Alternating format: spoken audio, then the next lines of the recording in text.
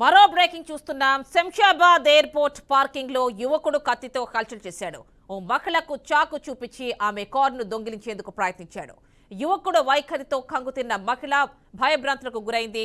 బాధిత మహిళ స్థానిక పోలీసులకు ఫిర్యాదు చేయడంతో యువకుడిని పోలీసులు అదుపులోకి తీసుకున్నారు.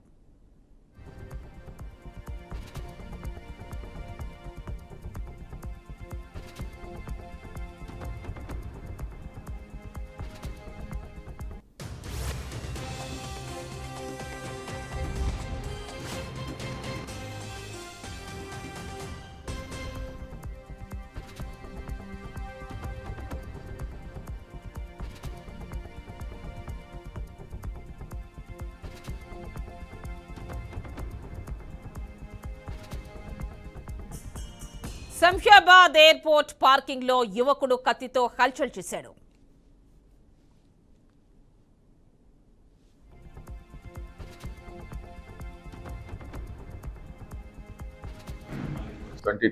రోజు రాత్రి 2 గంటలకు బొడ్డు రాజు అనే అతను ఒక ఆర్జీఐ పోలీస్ స్టేషన్లో ఒక కంప్లైంట్ ఇవ్వడం జరిగింది.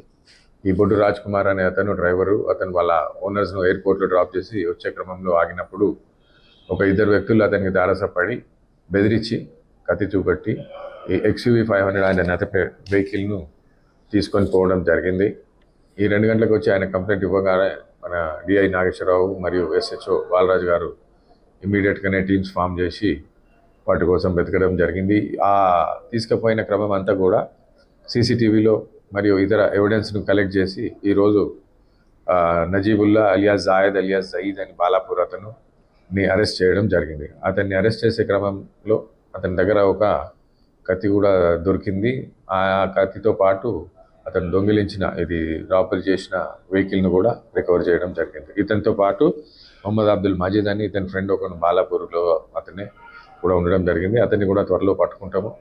ఈ వెహికల్ రికవర్ చేసిన వెహికల్ను కత్తిని ఇతని రిమాండ్తో పాటు కోర్టులో దాఖలు చేయడం జరుగుతుంది.